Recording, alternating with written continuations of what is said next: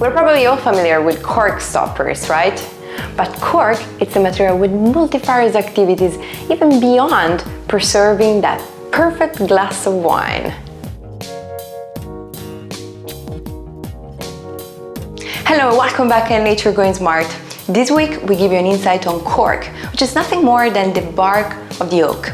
Its properties make it great to use as a barrier against liquid, sound and heat, but beyond eco-building, cork has shown that it has great pharmacological potential, especially for the presence of a compound called fredolin, which is a terpene also commonly found in the cannabis roots.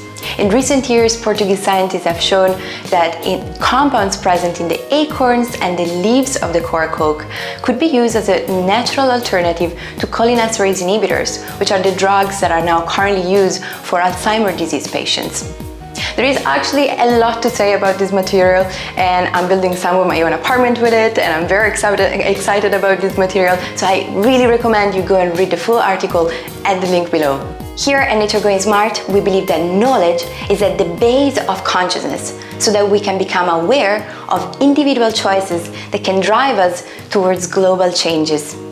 You can support us by sharing this video with a friend. Enjoy your reading.